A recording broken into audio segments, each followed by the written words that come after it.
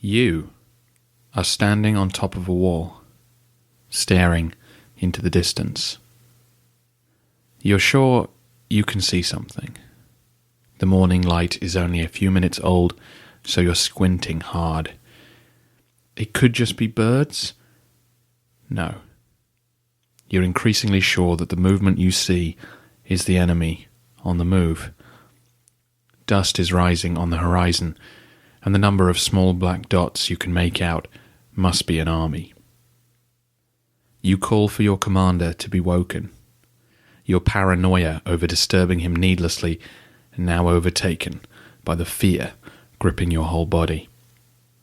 He climbs the ladder to the top of the fort. You point. He looks. He turns to you. Go now, on the road to Lulon, as fast as you can. Head straight for the fort by the ridge and tell the Decarch there to send out riders immediately. What are you waiting for? Go! Now!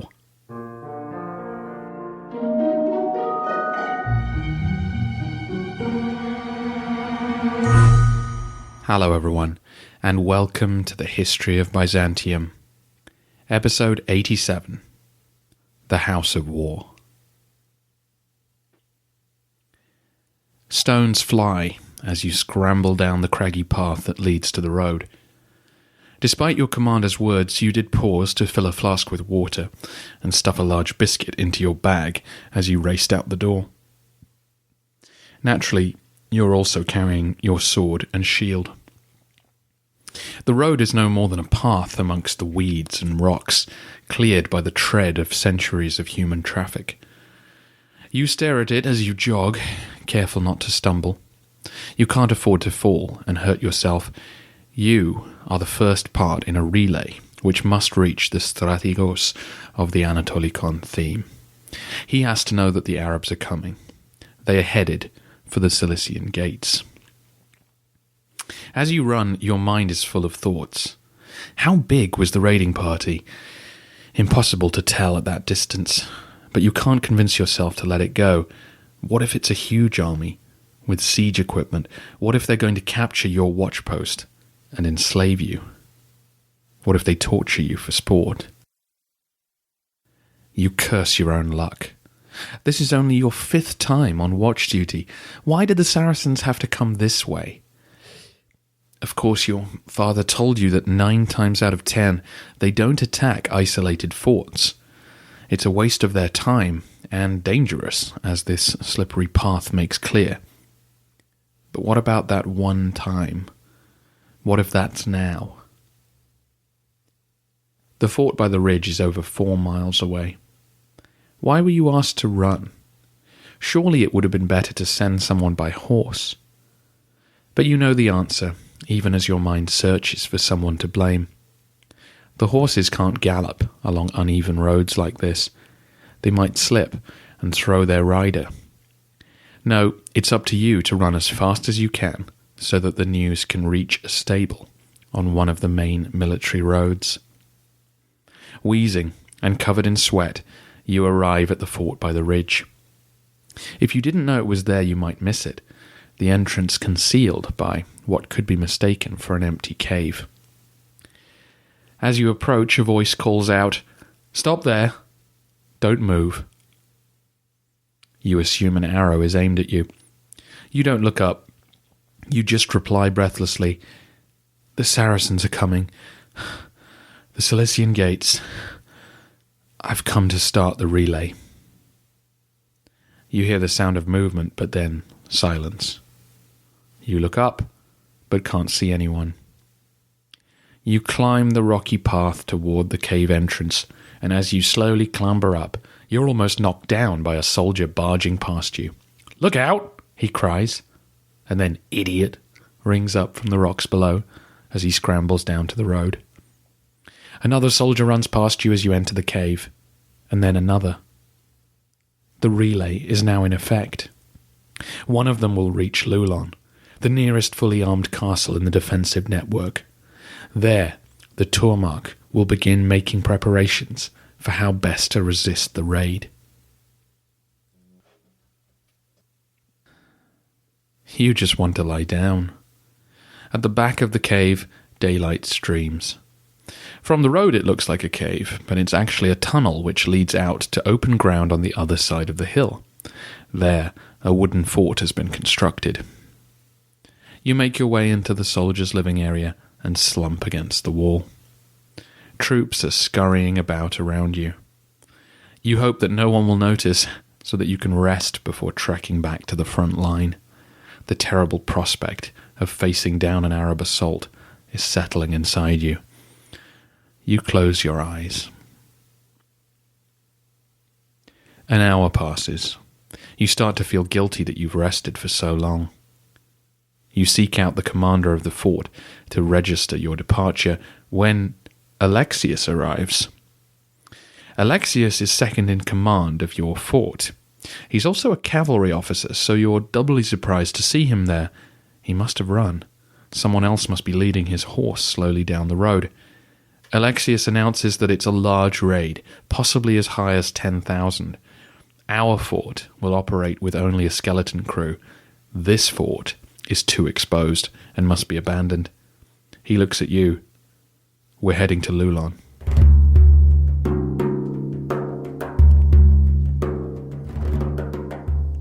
This is your second year serving in the Roman army.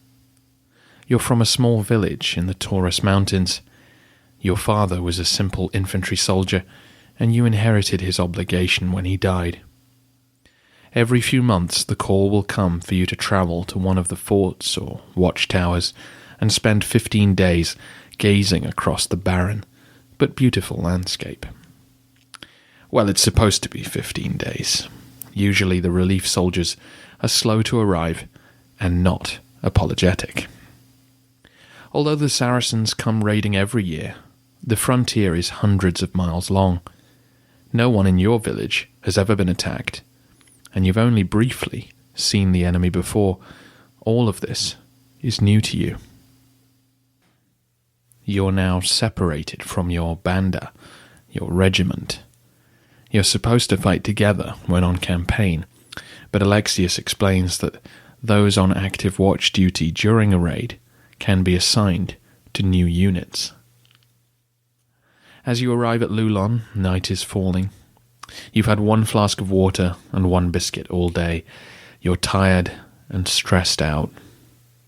Initially, you were relieved to realize that you wouldn't be on the front line, but now you face the anxiety of the unknown.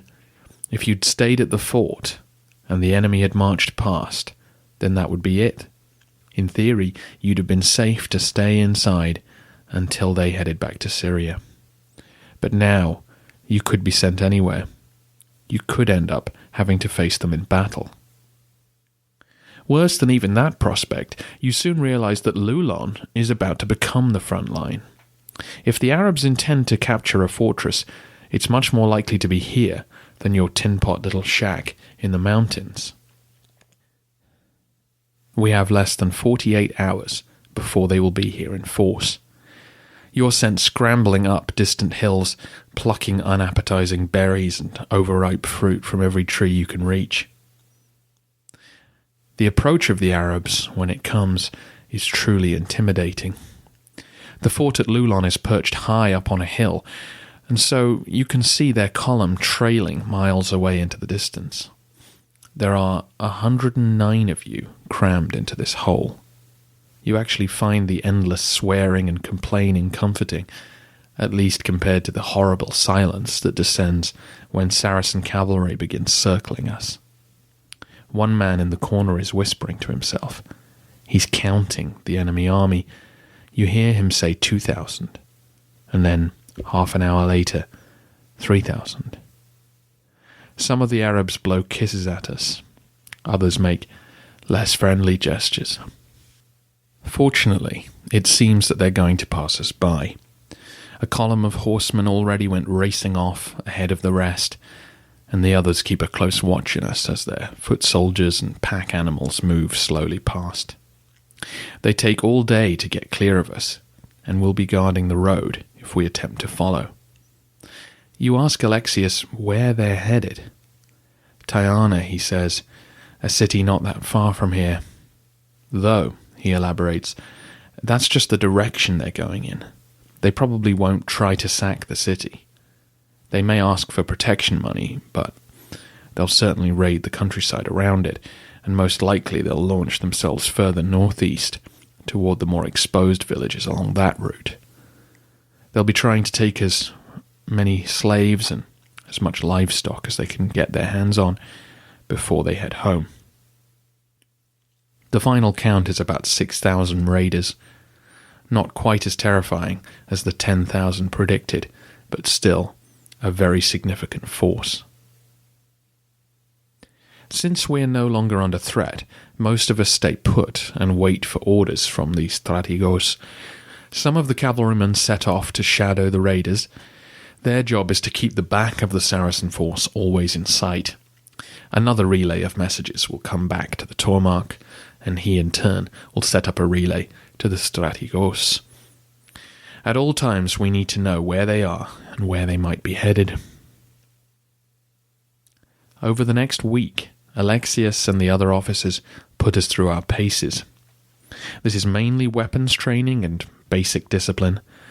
The few hundred men gathered here are from very different backgrounds and levels of experience. You have never been on campaign. You practiced with a spear and sword with your father, of course, but even competing with the other boys in the village is nothing compared to the physical exertion of training in the hot sun all day. It's extremely hard work, and your body is stiff each morning from overusing muscles you usually don't use at all. You are incorporated into a new unit and practice basic maneuvers together. Keeping your shields locked, protecting the man on your left, responding to blasts from a horn. One morning, Alexius asks you to form up, and then hops on his horse and trots a good 100 meters away. Suddenly, the horse rears up, turns, and charges at you. Your instinct is to get out of the way, but your Decarch yells for you all to lock shields and stand fast. Alexius is bearing down on you, and you find yourself inching backwards. His horse then effortlessly turns about 10 meters away from you and gallops around your small unit. You and 3 other soldiers visibly collapse from your stance, and one begins to throw up. The rest of the unit begin laughing, but your Decarch turns on you, yelling at you for losing discipline and letting down your comrades. You're drained and dispirited. This parade ground trick has exposed just how green you are. How will you ever be ready to fight in a real battle?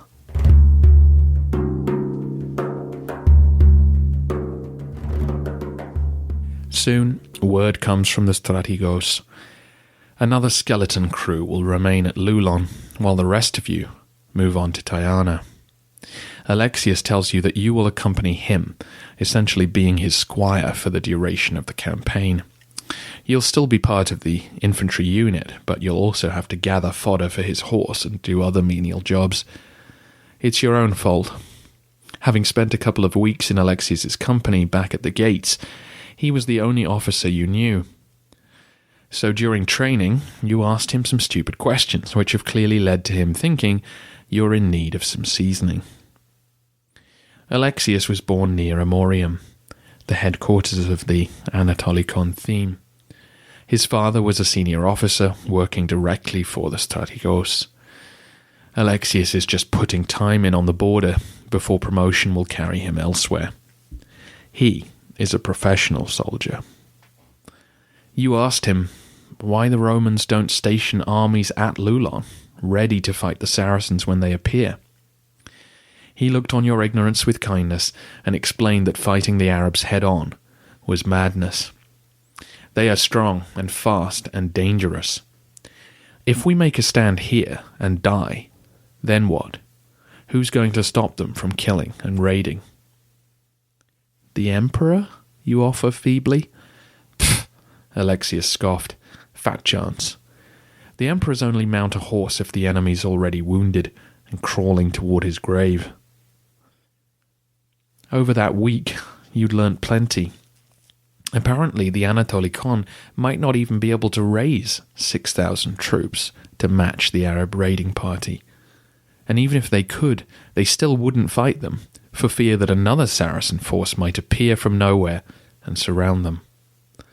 Instead, the best the strategos could offer was to stalk the raiders and perhaps pick off a few dozen here or there if their greed took them too far from the safety of their camp. Now, on the road to Tyana, you ask, what about the people? All those villages on the road ahead? They've all been warned, Alexius tells you. The relay, which you began, has by now reached every fort within 100 miles. The soldiers there will ride out to the villages and warn them that the Arabs are coming.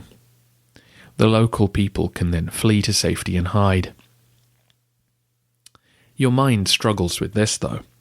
You've seen the inside of 4 different forts now, none of which could hold many civilians. Alexius concedes that many people will simply hide in forests, up a mountain, or in their local monastery and hope for the best. You're appalled by this. Why are we sitting here doing nothing when these people are so vulnerable? We're being smart, Alexius said. Once the Saracens make their way home, our chance will come. They will be weighed down with booty, slaves, and livestock. They will be tired. They will be distracted. They will be keen to get home. We will lie in wait for them and strike when their guard is down. You're saddened by the dishonor of it all. We're going to let people be killed and raped and robbed, and only raise an arm in their defense when the enemy's back is turned. Alexius becomes exasperated with you. This is the only way to succeed. We can't afford to lose many men. We have to attack only when we have the advantage. Why, you ask? Because this is all we have, he says, pointing to the 100 men marching alongside us. They have millions of men to call upon, all desperate to die here fighting their enemy. We kill one, another 10 come running the next spring. All we can do is make their exit as painful as possible, so they'll try a different spot in the future. Why would they want to die here, you ask? Because this is the House of War.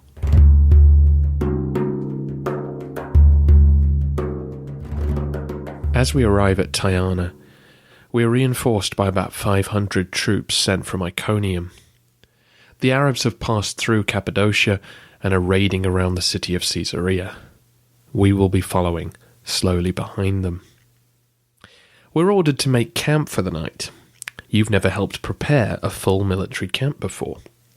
Scouts had already been out north of Tyana to pick a good spot near a river. Then soldiers went out and marked the ground. Your unit is assigned a line and begins digging.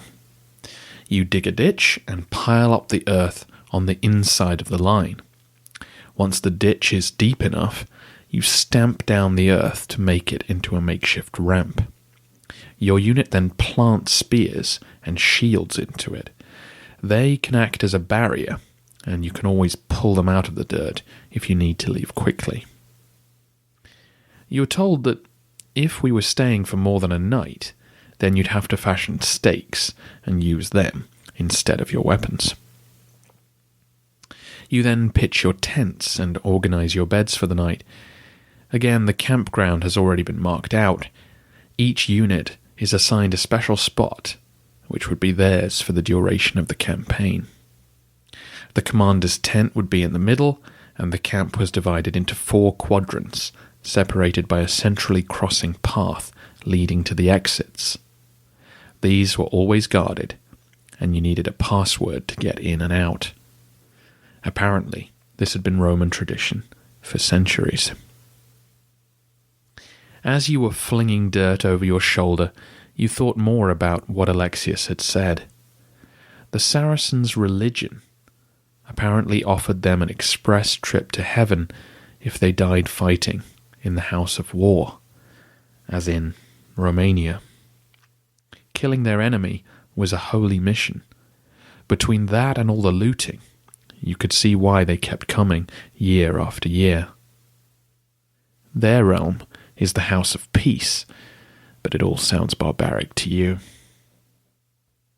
As we march further north, though, You can see that House of War, if nothing else, is an accurate description of our land. Villages stand empty. Houses have been ransacked. The trees are all picked clean, fields trampled to mud. Stray sheep and goats appear on the path. The rest of their flocks have been taken. You realize how lucky you are to live in such an isolated place. Your poverty and obscurity is protection against this kind of attack. You also begin to understand Alexius's irritation at your questions. We, the people of Cappadocia and the mountains, are being left to be relentlessly mauled year after year with no end in sight. The emperor doesn't want to risk the men who protect him, so he stays away. Alexius can see how unfair this is. He feels guilty for admitting to you how little the authorities are willing to do to protect your family. And yet, he's hoping to become one of them. Why wouldn't he? Why would he want to stay here when he could serve in the capital? Word has come from the Strategos. The bulk of his forces are going to block the raiders' path so that they can't go any further west.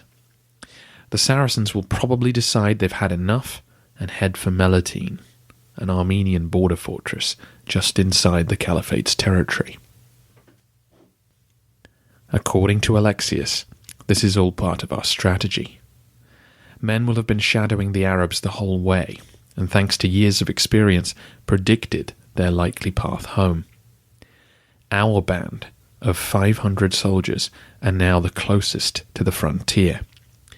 We're ordered to trek over the mountains and establish likely ambush sites. Once again, you're terrified. Most of those who joined you at Tyana are experienced troops. They've been here before. They know how to track, to lie in wait, to pounce. To them, the Saracens are like mountain lions, and they are hunters, ready to bag their prey.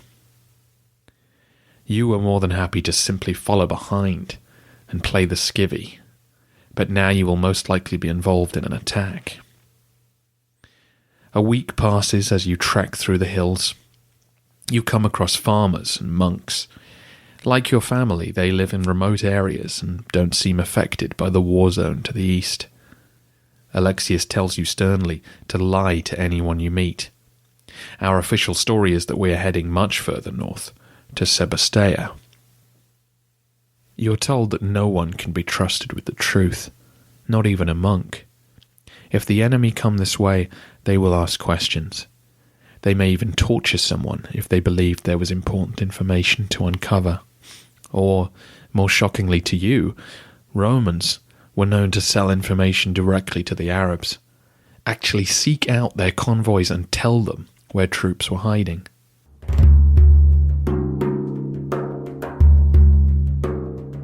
Once you reached the road to Melitene, your officers were scrupulous. Every path in the vicinity was checked, every stream was garrisoned, every scrap of food was gathered. Lookouts were posted atop every outcrop.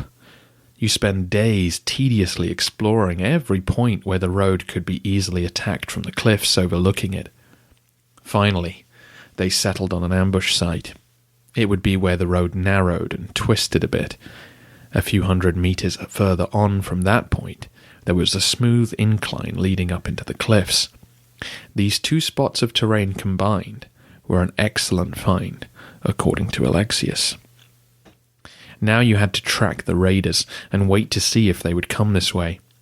It was likely they would, but it was possible that all of this work would be for nothing.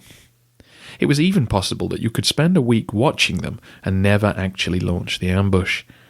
It all seemed so futile. Alexius ordered you to go with the scouts and watch the Arabs for 2 days. He's determined to provide you with the experience you lack. Time and again he says you must learn everything for yourself so that you can teach others. Again, everything operates on a relay. The best scouts would put on a dark cloak and get so close to the Saracens that they could hear them talking and their horses whinnying in the night. Further back would be another man watching that scout, further back still would be another, and so on. Your detachment weren't going to get anywhere near that close. You just needed to be ready to confirm that they were going to take the road to Melitene. When you reached the foothills near the main military road, you made contact with a scout from the Anatolikon. He told you that the Saracens were dividing their forces. The main body would come your way, but about 1,000 cavalry had split off and gone raiding back towards Tyana. You feel a pang of fear that, unlikely as it seems, they might find your village on their route home. You snap out of it, though, as your companions tell you that this is good news. This weakens their force. They will be a little thinner on the ground, a little easier to attack as they come your way. The Anatolikon forces were snapping at their heels. The Arabs were being pushed to move faster. They would be tired, anxious, careless.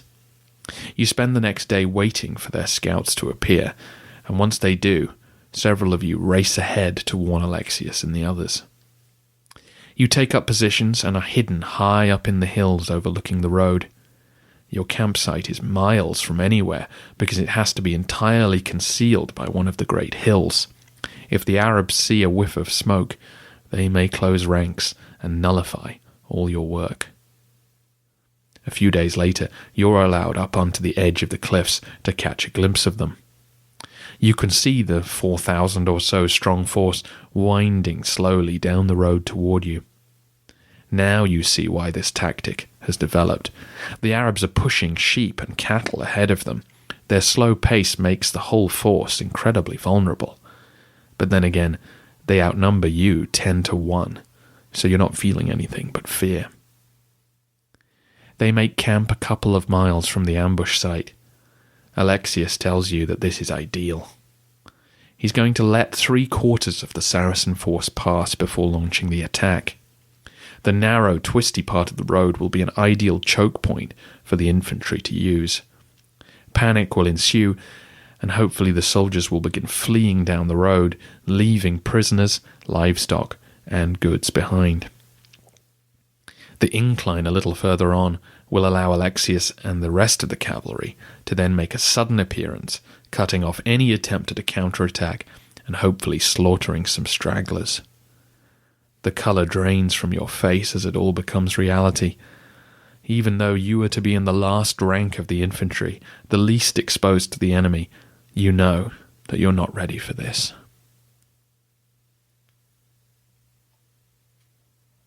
The day dawns. You didn't sleep. You put on your gear.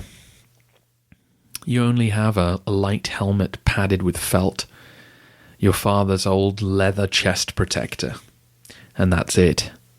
You look enviously at Alexius, putting on his leather armour, metal helmet, and leg greaves. He's also wielding a small mace, a sabre, and a lasso. You look dubiously at your own small circular shield and sword. Some of the infantrymen carry spears, and archers set themselves up at strategic points.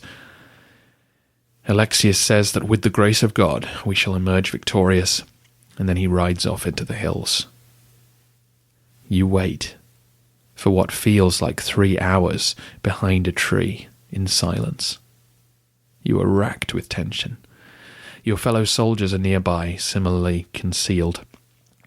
Suddenly, you see a few soldiers twitching in front of you. A couple of heads turn, and then suddenly a horn blasts out, and everyone yells and charges forward into the thick undergrowth. You follow behind, knowing that beyond the trees at the foot of the hill lie the enemy. Already you can hear screaming and smashing and animal noises as you approach the road. Now figures appear in front of you. Here you go.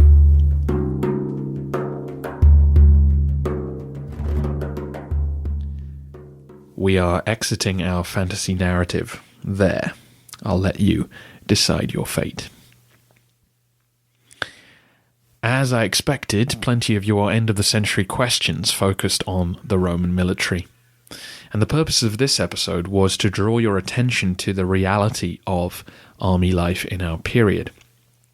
Several of you wanted to know about tactics and weapons and maneuvers, but really, pitched battles are not the daily life of the army anymore. Between 650 and 950, the most common military activity was this: raid and counterattack, cattle rustling, border skirmishes with no formal battles. Next episode I will go into some more detail and answer your questions directly, but the information I used to make this story was all taken from Byzantine sources. We don't have any actual accounts like this. No soldier from Eastern Anatolia wrote a memoir from which we can confirm the exact nature of their lives, but I thought I should piece one together for you.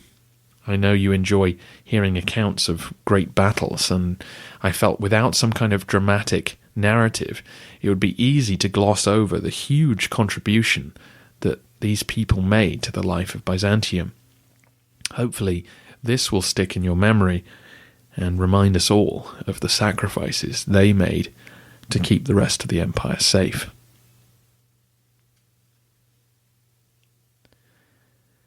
This is my first new episode after returning from my holiday. One of the first things I did when I got back was to catch up on the new season of The Walking Dead. For those listening in 2050, that's a TV show about the zombie apocalypse. And as I was preparing this episode, I thought about how life for people living in Cappadocia during a raid was not that different from people on that TV show. Now, obviously, take away the zombies. But once the Arabs came raiding, people abandoned their homes and went on the run. And in a 10th century manual of army tactics, a Byzantine writer explains explicitly what to do while you're watching the Arabs ransacking empty houses. So for a family living in that situation, you're on the run, you're living off the land, and you don't know who to trust. As I mentioned in the story, people would be willing to cash in on the situation and sell you out to the invaders. This became increasingly complicated as the centuries wore on, and traders and bodyguards sort of set up business right in the mountains, and their living depended on moving back and forth between Cilicia and Cappadocia. And so, rather like on The Walking Dead, bumping into a stranger on the road could end up being deadly. You really didn't know who to trust unless you knew them personally. And that sort of apocalyptic landscape might only exist in a very small pocket of territory for a month or more during the campaign season, but it's a really interesting thought about how hard and how scary and how dramatic the lives of people living in that part of the empire could be. Anyway, join me next time as I answer your questions about tactics and cavalry, and we take a look over the border at the Arab side of this way of life.